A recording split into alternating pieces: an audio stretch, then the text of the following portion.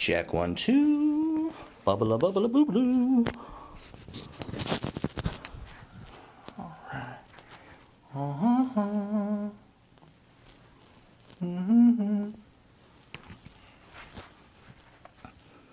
I think you're really going to love what you're about to see. In this video right here, I'm going to interview me. You see, what a lot of our viewers don't know is that I was actually 5-star life insurance company's #1 producing final expense agent back in 2014. And in 2015, 2016, and 2017, I was Security National Life's #1 producing agent there too. Yep, 3 years in a row. And believe it or not, I was only working part-time when I did it in 2017. And guys, I've always written multiple carriers throughout my career. So it's not like I only write 5-star or Security National Life. The only reason I'm bringing all this up, guys, is that I want you to understand that I actually have a very unique perspective in our industry. Coming from being a top agent to building a national final expense and Medicare Advantage insurance agency. In this video, I'm going to share with you, 1, the exact techniques that I used back when I was writing between $300,000 and over $400,000 of annualized premium every single year, all final expense. 2, I'm also going to share part of my presentation and explain how I use it to practically hypnotize my clients into buying.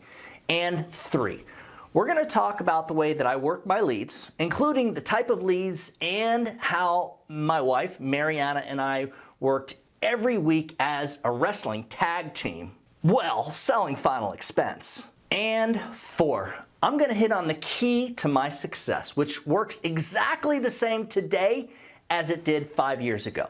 So first, I'm going to ask that you please smash down on the like button and subscribe with the notifications turned on. We're putting out new content like all the time, guys. And at the end of this video, I'm going to show you how to get both the free new agent file and the prop file. Now, between these 2 zip files, you'll have pretty much every piece of sales material that I use during my final expense sales presentation. So with all of that being said, please, let's welcome Doug Massi.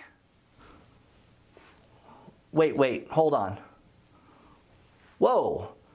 Guys, I'm being told that for some reason, some of you haven't given the video a thumbs up yet.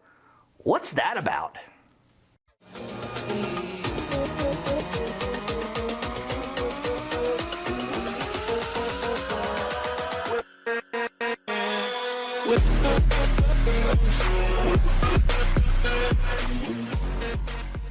So Doug, do tell, why did you start selling final expense over mortgage protection? Well, thank you for inviting me. I am definitely one of your biggest fans, and I can promise you I've never missed one of your videos.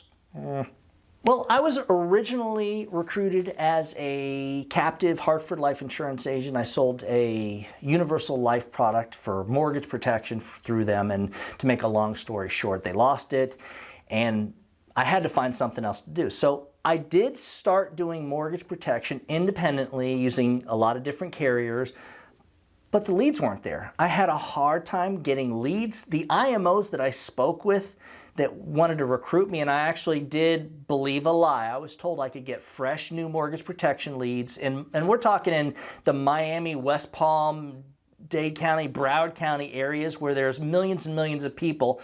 And this one company that I signed up with, within like 3 months, all they give me were like a couple of hundred age leads that other agents worked. So that was the bottom line. I couldn't get the leads, so I knew that mortgage protection, it's kind of dead. And to this day, there's IMOs that swear, you know, mortgage protection and final expense, do both. But the problem is most of the agents are getting those same leads that are resold over and over and over. I mean, that's just nonsense. And then on top of that, what they're telling me is that most of their sales, or at least half of them, are like the typical final expense client. So they're working these old mortgage protection leads, and the ones that they can sell are just ended up being the final expense client. Okay, well, getting around to the good stuff, back when you were producing those big numbers that we've talked about, what kind of leads did you work? How many did you work each week? And what did you do with the leads? I guess what I'm getting at is if you could share your process. I was sold on the final expense leads. I was told that this is a market where compared to mortgage protection, we can get you plenty of leads. And I can assure you, to this day, that has been true for everyone. If you're not getting plenty of fresh new leads and you're selling final expense with some company, they're doing you wrong. No, they're doing you dirty, trust me. So when I started doing final expense sales, there were a few things we had to figure out. The first one was the right leads. The second one was the right carriers. And the third thing, believe it or not, was the areas. All areas are different. And where we live, that Miami-Dade, Broward, Palm Beach area that I was selling mortgage protection in, not good for final expense. Gated communities, a lot of condos. These city folks were basically trained on getting rid of door knockers, and final expense sales is really a door knocking game. If you're selling final expense face-to-face, half of your sales are probably coming from the leads that you have to door knock because the client maybe won't take the appointment. And in that area, it was really hard. So we started traveling, and that's when we realized there's some areas are much better than other areas. And the way we did it, we did our own mail drops. Now, once we figured out the right areas to sell in, and I was able to find our fixed cost direct mail leads program, which is the lead program that all of our top agents use now, that's when everything changed. Because at that point I went from, and my wife and I were both doing this together, we were both selling as individual independent agents. We went from having 30 leads between the two of us to 40 leads to 50 leads, and we finally found a really good assistant and appointment setter that helped us to make the phone calls.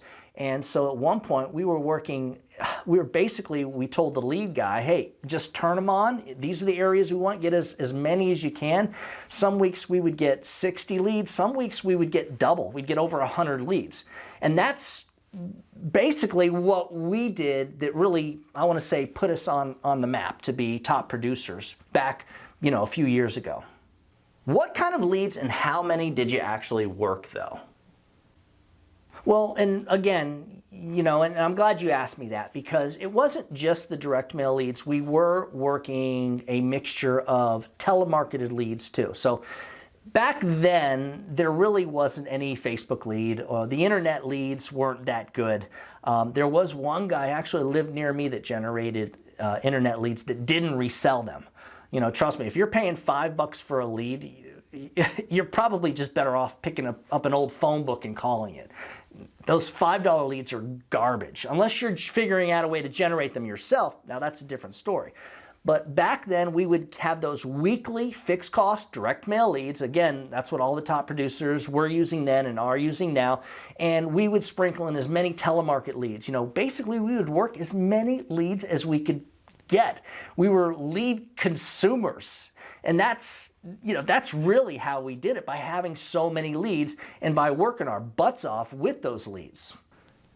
Can you please break down your presentation and share with everyone how you use NLP, Neuro Linguistics Programming, to increase your sales? Well, look, this isn't the video to share the presentation, and I'll try to remember to have it linked right here.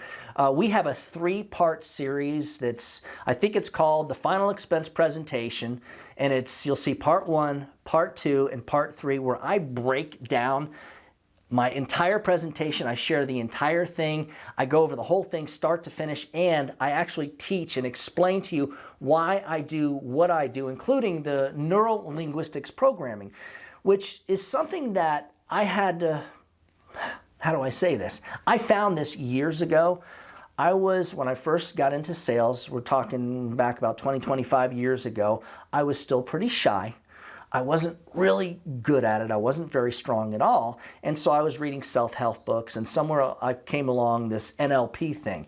And what it taught me was, basically in a nutshell, to look at myself differently, because it helps you perceive the way that people look at you. And what you don't realize, a lot of us that are kind of shy don't realize, is people don't see us the way we think they see them. And that was the main thing, and I know that sounds kind of silly, that was the main thing that NLP did for me. It helped me to see myself differently through other people's eyes and to realize that, you know, I really wasn't this scared little thing, but I was kind of a big, intimidating dude, really, and I didn't even realize that. So I actually had to tone it down. At one point, I built my final expense presentation, even today, sometimes I kind of have to back it off because I can come off so strong that I'll close the client and then they'll get buyer's remorse immediately. And that happens with, you know, a lot of things by some of the techniques that I use in NLP and when you push people, NLP. Now, one of the things that I will say that I learned through NLP was you can do suggestive gestures, body language, even the touch of a finger can affect somebody. And one of the things that you'll learn if you watch that 3-part series, the final expense presentation, where I'm going to break it down and talk about really how I used NLP just to make contact. So, and real quick, with my presentation, it's really a 4-part presentation. The first thing that we do is, you know, you do your introduction, you want to break the ice, you want to start saying things and doing things that gets the client to lower that security wall, little by little by little. So, you know, one of the first things I do in the first part is we figure out the need, and I'm not going to get into exactly how I do that. And I get them to admit there's a need. I find out who the beneficiary, the person who's going to get stuck paying for everything when they die is going to be. And I start using that person's name throughout the rest of the presentation. So that's really, I start there with the first part of the presentation. In the second part of the presentation, what we want to do and what I do in my presentation is we want to separate ourselves from all the other insurance agents because, believe me, these folks, you're not the first and last agent that's going to be in the house. You're probably one of many and there will be more behind you. So part of my presentation, what it does is it sets me up so that when I leave, the next guy in has a real hard time doing anything. And in that second part of the things that I suggest our agents to do and that I'll do sometimes to separate myself from everybody else is I'll share a little background about myself. I'll give them my own personal commercial. Now, in the third part, what I generally do is go over the product. I let them know how this works. I explain the difference between whole life and term life, and I'll talk about what they see on TV compared to what I'm doing and how I don't work for one company like I used to when I was a Hartford agent, but now I make all the companies work for my client. And one of the things I do is I guarantee that by the time I walk out their front door, no one else is going to come in and give them a better deal on their whole life insurance. And then, of course, there's the pricing out and the closing part. So yeah, that is really a good breakdown. But again, you should really watch that 3-part series. You know, I should have linked it earlier up here, and maybe I'll link it right here if I remember to. But you just gotta go to YouTube and type in the word "the final expense presentation part 1." And it should take you right to it. You'll see my mug on there, and that way you'll see my presentation, all 3 parts. It's about, I want to say about a 45-minute between the 45-minute video, but my presentation's only like 15 minutes. But I break it down on exactly what I do and how I do. And I'm telling you, if you watch these 3 videos, it can only make you better. It can't hurt you. I talk about all the sales material I use. I get in a little bit more on how I use NLP, and I talk about how I close and how I deal with objections too. And Doug, I gotta ask, what is the key to being a top producer? Well, I think it comes down to having 3 things you absolutely have to have, but it really comes down, that key is really a 4-part. So first of all, it's having the right leads. You know, again, I'll get back to it, and I know I say this over and over. The last thing you want to do is buy someone else's leads. You don't want to use cheap telemarket leads. Facebook leads are great if you're waiting for your direct mail to come in, but you really want to be on a fixed cost, weekly direct mail leads program. That's the first thing. The second thing is having the right products. you want to have competitive carriers with really good, that pay really well. Let me just put it that way. Because a lot of agents don't realize they get in with these MLM companies and their commission levels are like 60 to 80%, where we start most of our agents from, the commission levels are around between 100 and 115% for like the main products. And depending on your experience, it can even be a lot more, believe it or not. A lot of agents don't realize that. Let me see. The third thing, if you're new, it really is about having the right mentor, the right upline. I get agents that call all the time and they're like, look, I can't even get a hold of my manager. He don't even return my calls. And a lot of that comes, if you're an agent out there and you're calling your manager all the time and you're not selling very much, that's when they kind of start to disregard you. But when I have a new agent that's coming on board, I make sure for at least the first few months to build that relationship, to answer that call every time they call. You know, the last thing that I would want is to be a new agent, to be in the house with a client that would need maybe help, a health assessment to make sure I put them with the right product, and to not be able to reach my upline manager. So, you know, that to me, that's very important. And that fourth thing, and I touched on this earlier, is you got to be able to travel a little bit. You got to be willing to travel a little bit. And I know that's like a dirty word for a lot of agents, but here's the thing. You know, the one thing I learned, we tried to stay local, you know, within like an hour of our home, and that didn't work at all back when we were living in Miami. It's just, that was like the hardest place to sell. The people wouldn't even let us in the house, let alone when you did get in the house, they didn't want to buy. It was like they were trained to get rid of salespeople. That's that big city mentality. So what we did is we started traveling to more rural areas, to smaller cities. So really that fourth thing, and that probably is the real key for the success of most agents, is you got to travel. You can't be afraid to drive 2 or 3 hours away from home. One of our top agents, I want to say Mitchell's probably the best agent that we have in Florida.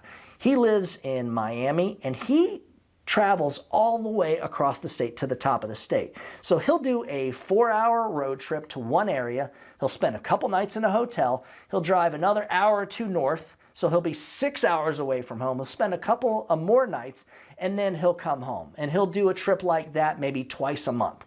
So he's very successful because that's what it takes for him to be successful, because he knows that Miami area, there's a couple of zip codes that he'll work, that I used to work too, that are okay, that you can sell in. But the trick is to find the places. I don't care if it's 3, 4, 5 hours away. I've driven out of state to sell insurance.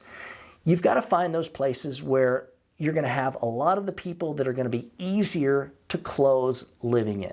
And in most cases, the big city is not those places. And don't get me wrong, there are other states where their big cities actually do well. Even like Jacksonville, for instance, is decent. That's completely different. I don't know what it is. It's completely different than Miami. Of course, I've never gone to sell in Jacksonville, but I've driven through it, and that's a major metro. Well, you heard it, guys. Thanks for watching. Doug, you got anything else for us? If you'd like some of the sales materials that I mentioned earlier in the video, just email me at doug@ufesonline.com for more information on selling final expense or life insurance products, or even like Medicare Advantage or Medicare supplements through us as an independent agent, which means you're going to get top comp. You're going to get full commissions, full renewals right from day one. Just shoot me an email at that same address. Remember, when you put the needs of your clients first, everything else will usually fall right into place. So get on out there, guys, and do something good for someone today. Happy hunting.